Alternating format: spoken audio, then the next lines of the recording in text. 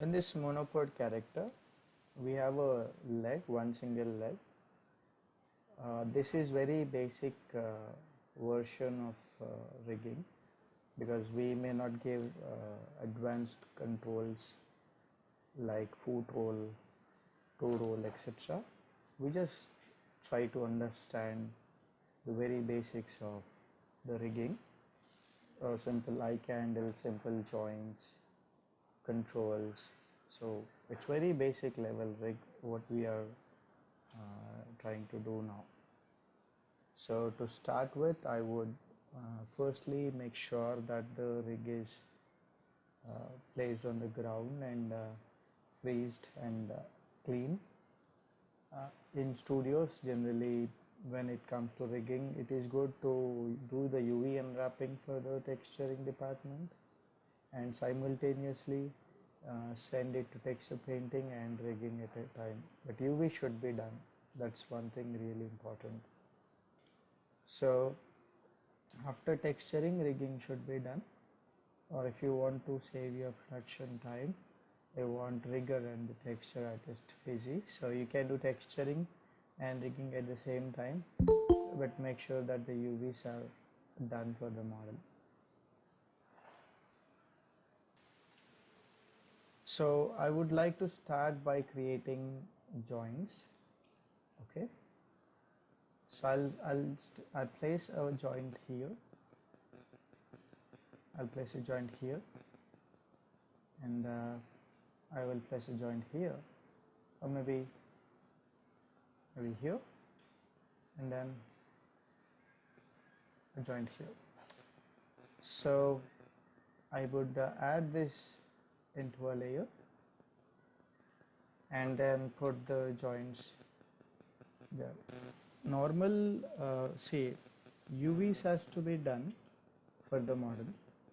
That should be an acceptable way in which I mean the UV should even look good at the smooth version. In the smooth itself, when we are like applying the mesh smooth, if you see, okay, you have UV related options, and these options may suit better to different characters, and different settings will suit. So you need to check that, and finally we take a model which is mesh smooth applied. So the UV should be correct for the smooth meshed model. So we have settings for that. Different settings work for different models. So yes, you need to take care of that. So I'm going to select this joint.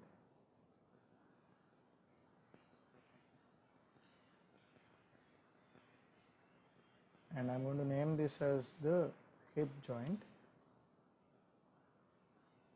And I'm going to name this as knee joint.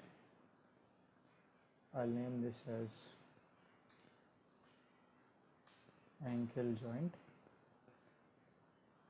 and this one as toe joint. As I have not changed the placement of the joints like that, or by pressing B we generally move. So I have not changed the placement of any joint, so the orientation of the joint should be quite acceptable.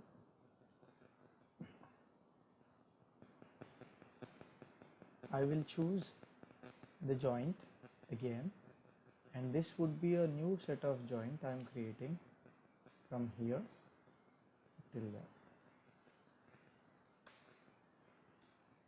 So you have,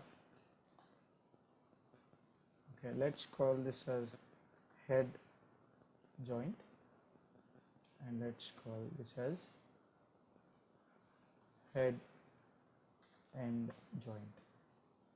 So this is where the whole rig would be, I mean, I can separately rotate this joint, and I can control the lower leg separately, and yeah, I will increase the radius of this joint and decrease the radius of this joint, so that you can clearly make out a difference between these two joints.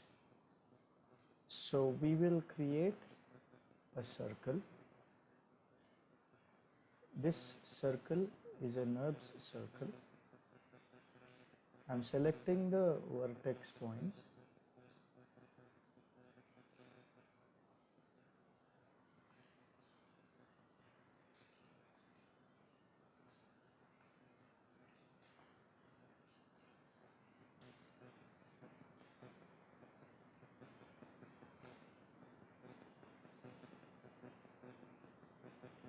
Okay, there was a symmetry option on, so I made it off. I was just getting very strange gray colors. There was some.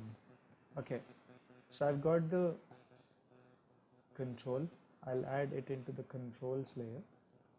I'll name this as the master control or global control for the monoped. I will take another circle and then scale it here, and then choose the vertex point and then move it like that.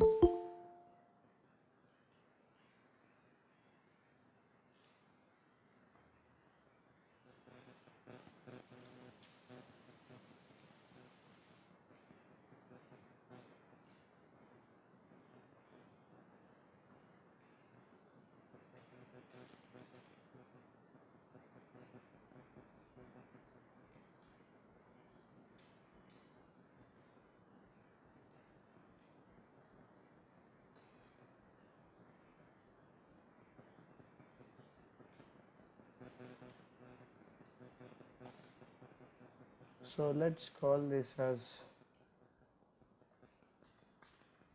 foot control.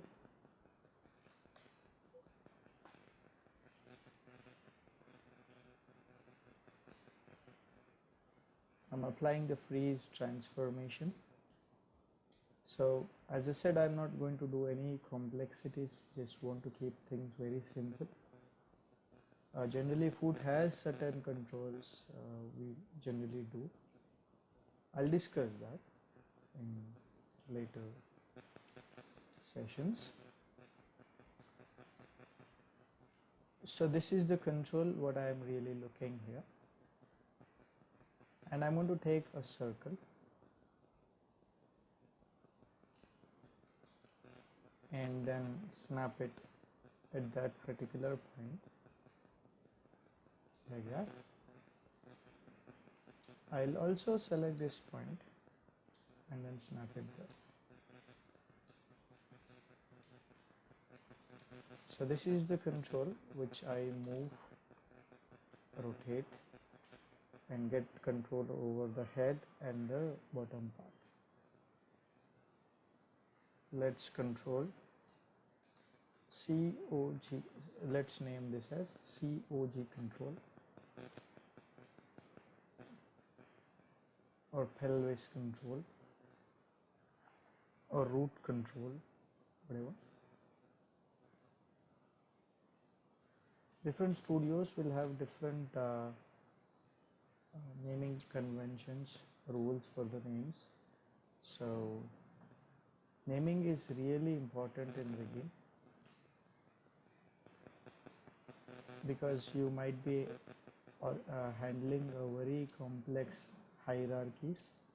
So to identify what you are doing and what not, names will really help you. So I'll just go to the front view and I will create a CV curve tool, one linear curve. I'm using the grid snap by pressing X on the keyboard, and then I'm just trying to create a 4-directional arrow.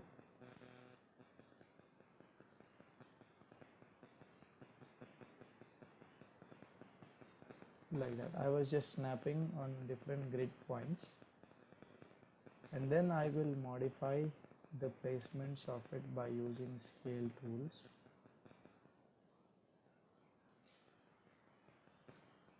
like that.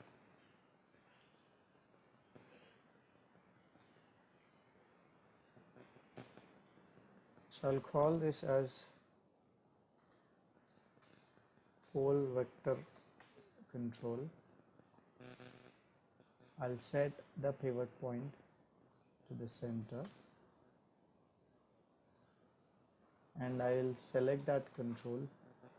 Using point snap, I'll snap it at that particular point.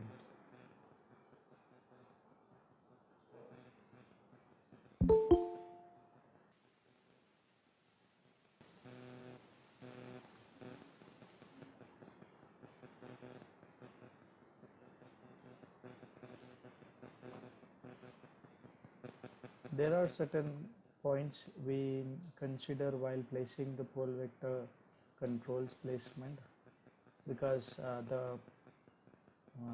when we create a IK handle between hip joint and ankle joint, and if I start connecting hip, ankle and pole vector, when we connect them, it makes a plane, and this joint should lie on the plane.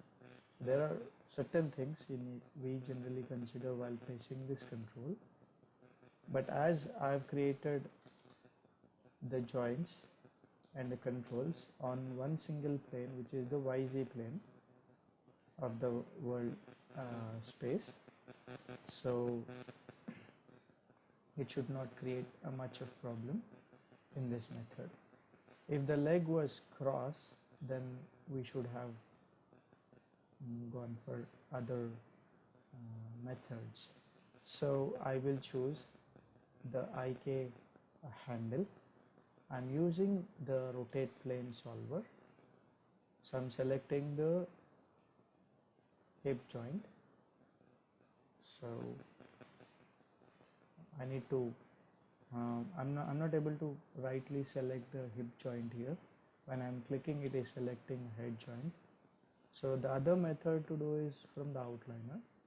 So open the IK handle and then select the hip joint, and then hold control and select the ankle joint, and then you get the IK handle there. Okay, so name the IK handle. So I'm just naming as leg IK handle. In the case if the character has got hand, then we name this as hand IK handle. In the case if it is having two sides, I'll name this as left and right leg or hand IK handle. So that's the IK handle what we have got here. So the control here has got the pivot point sitting at the middle. So I'll just change the pivot point to the joint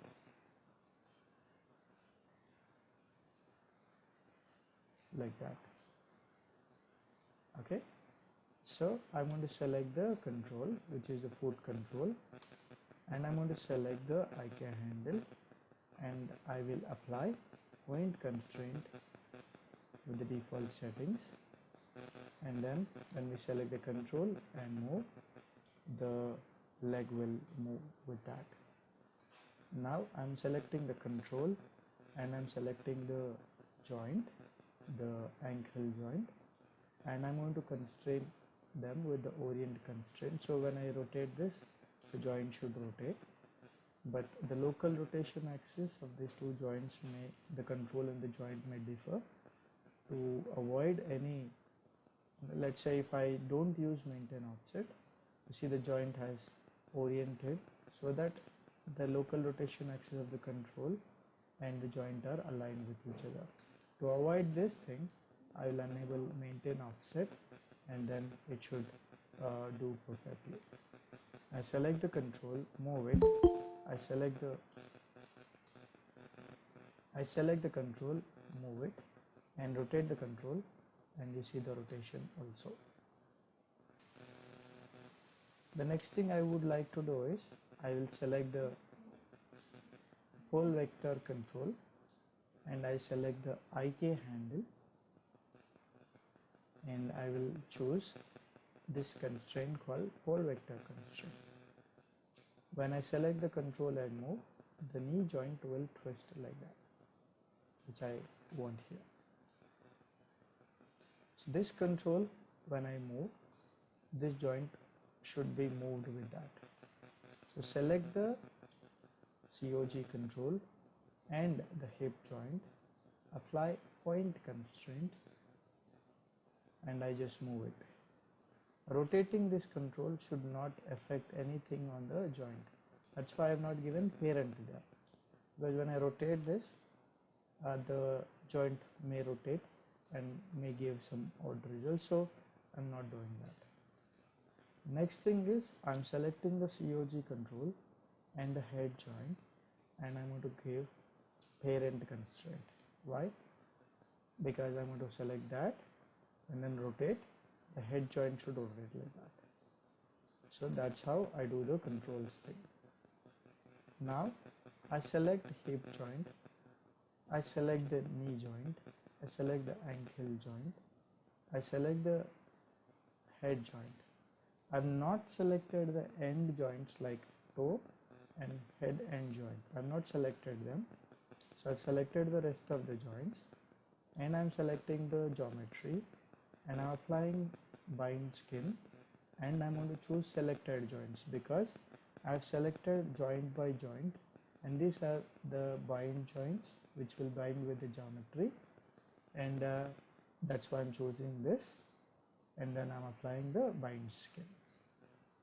Now if I select the control, move, and I'm selecting the rotate, it should perfectly rotate. Here also move, rotate, it should do that. The deformation what we are getting here looks a little bit very squishy or soft, so I will use the skinning and fix the problem. So I'm going to select the control, and I'll select the rotation channels and apply key in the first frame. I'll go to frame number 24. Okay, in frame number 1 I will rotate this like that and apply a key. Then I go to frame number 24, rotate like that, apply key. So I can just slide this and check my skinning values. So I will select all the vertex points here where I'm expecting this all paths should be perfectly following the head joint. So I'm selecting that all vertex points. I'll go to Windows, General Editor, Component Editor, and then I will open the Smooth Skins section, and in the head joint I will put the weight to 1 for the vertex points which I've selected. What that will do is, now when I select the control, the head will be round in shape because it is perfectly deforming. Okay, I will select the model, I will go to skin and choose paint skin weights tool, and then select the head joint and try to fix the problem here. So here there is a problem.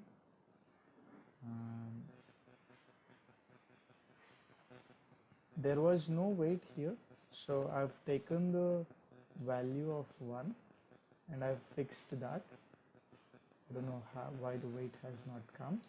And in the rest of the areas I'm holding shift and just applying the stroke there, and that is averaging the values between the hip joint. Before doing anything much, I will select the control and break the connections, that is removing the keyframe animation for that, because I just want to move and see how the deformation is on the lower leg. I'm not much concentrating on the skinning, just want a very simple convincing deformation at this point. So I've got the basic deformation, just to have a look whether when I'm moving I'm getting the control on the head or not. and the full vector. That's cool. So that I've got this. Now I'm going to choose this all things and organize them into a proper way. So I select the geometry and I'll group this as geometry group. I'm segregating things, so geometries all will be in the geometry group. We got joints. I'm going to group them as joints group. I'm selecting all the controls except the master control and naming this as controls group.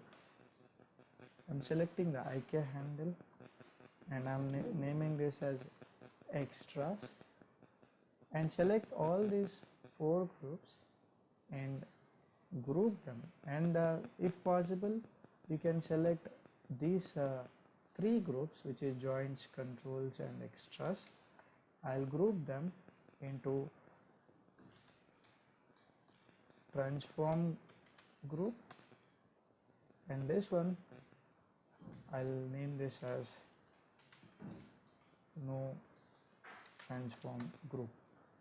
So no transform group will not inherit any transform from the parent. So I'm going to select these 2 groups, group it together and call this as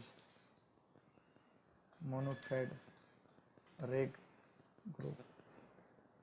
Now if I select this group, move, rotate and scale, you see the whole rig is scaled because I'm scaling the group.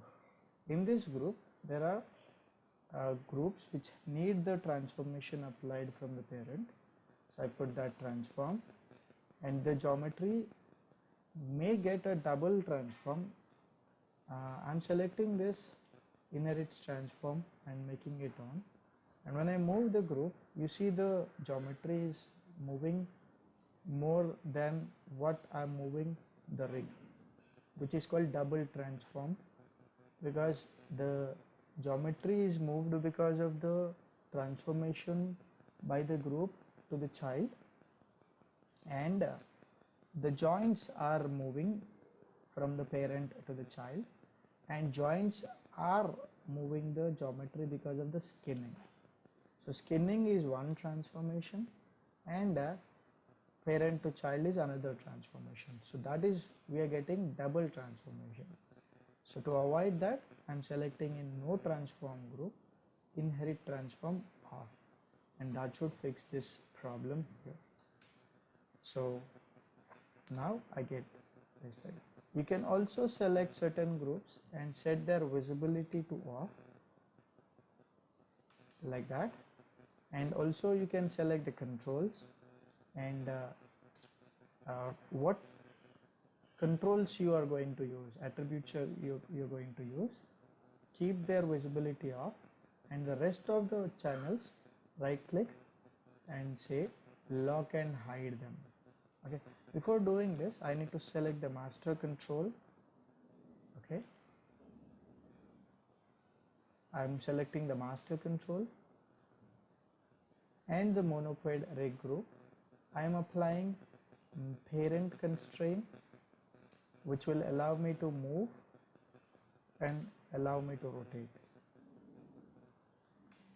So selecting the master control and rig group, I've applied parent constraint and I'm applying the scale constraint.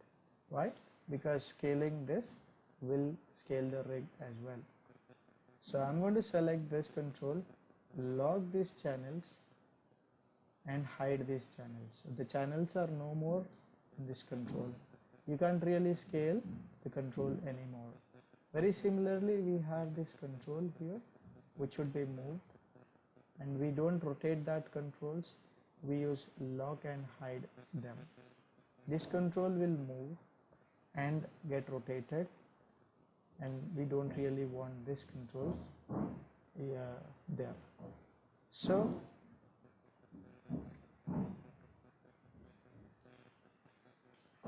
if anybody wants to bring the controls back, the attributes back, you can go to edit, channel control.